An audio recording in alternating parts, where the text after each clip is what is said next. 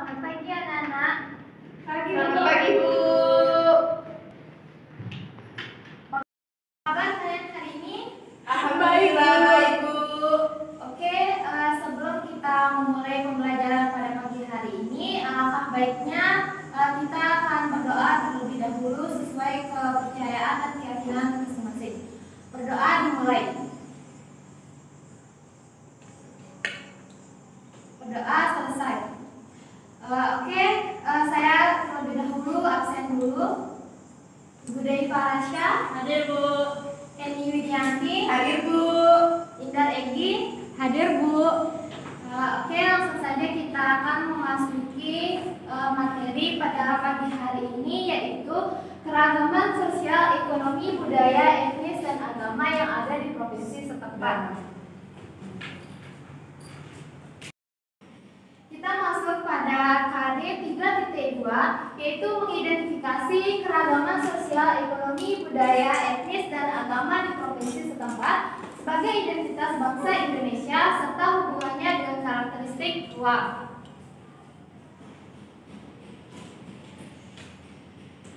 Tujuan pembelajaran kita pada pagi hari ini yang pertama yaitu melalui kegiatan mengamati seperti diskusi tentang mengidentifikasi keragaman sosial, ekonomi, budaya, etnis, dan agama yang ada di provinsi setempat dengan tepat.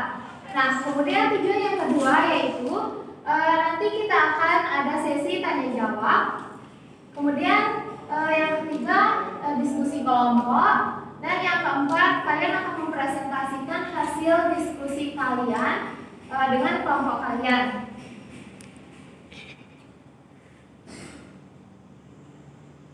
Materi yang pertama di sini ada suku. Nah, suku di Provinsi Nusa Tenggara Barat ini ada 3. Yang pertama ada suku Sasak, Samawa, dan Bojo, yang biasa kita sebut dengan Sasambo. Nah, di sini apakah di antara kalian ada yang tahu Sasambo itu kepanjangan dari apa? Saya Bu. Ya, Vina silakan. Sasak, Samawa, dan Bojo. Ya, benar.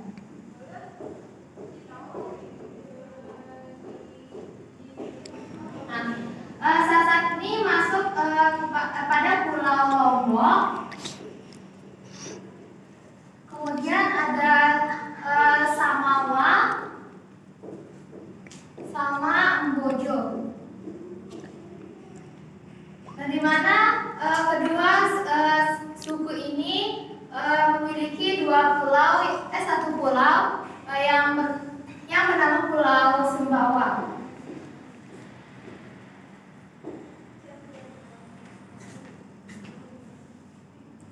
Nah, kemudian kita masuk pada pakaian adat. Nah, di mana di sini ada 3 suku, yaitu suku Sasak, Samawa, dan Bojo. Nah, yang pertama di sini yaitu ada baju adat dari suku Sasak. Di sini bisa terlihat gambar baju adatnya. Baju adat laki-laki ini seperti ini, yaitu pegon khususnya untuk upacara adat, menyambut tamu, dan upacara pernikahan atau nyongkolan dan bangsawan suku Sasak. Kemudian di sini ada baju adat dari wanita yang bentuknya seperti ini. Baju adat perempuan ini yang bernama lambung khusus untuk menyambut tamu dan membawa buah-buahan dalam upacara mendaki atau nyongkol. Kemudian selanjutnya di sini ada baju adat suku Sumbawa, di mana baju adat dari laki-laki ini mengenakan lambung, semacam jas tertutup lengan panjang seperti yang terlihat pada slide gambar seperti ini. Kemudian dihiasi dengan pabasa alang semacam selendang songket berukuran agak lebar dibanding selendang biasa yang fungsinya itu sebagai dodot. Kemudian di bagian kepala ini memakai ikat kepala atau sapu yang terbuat dari tenunan benang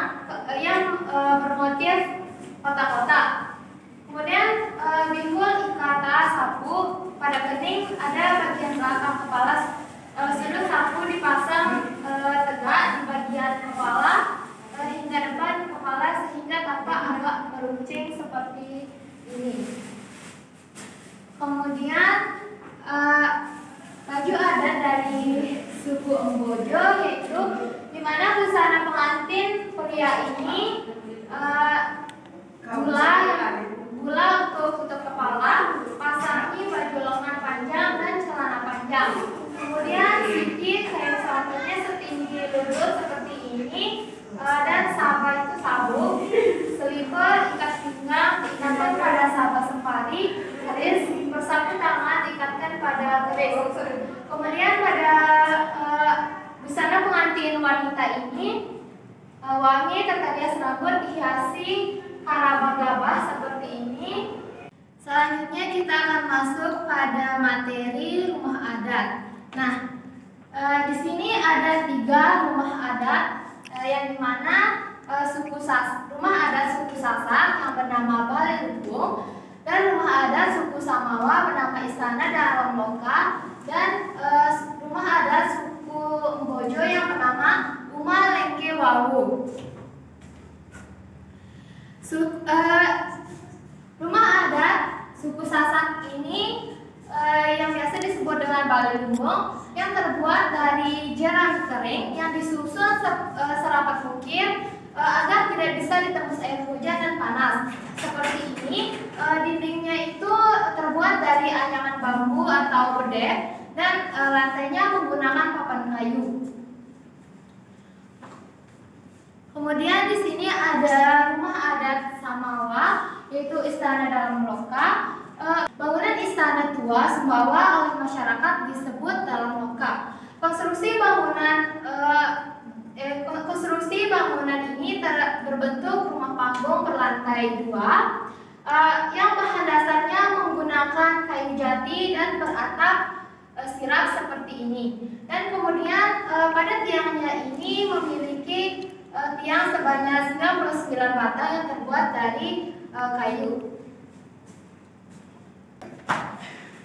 Kemudian rumah adat yang ketiga di sini yaitu dari Embojo yang bernama Lengge. Nah, Lengge itu sendiri sebenarnya nama bahan utama dalam rumah tradisional ini, yang terbuat dari bahan kayu yang berukuran 40 x 40 cm. Yang menarik dari rumah adat ini, rumah Lengge, yaitu tikus tidak dapat naik ke atas rumah karena terhalang oleh ngamuk.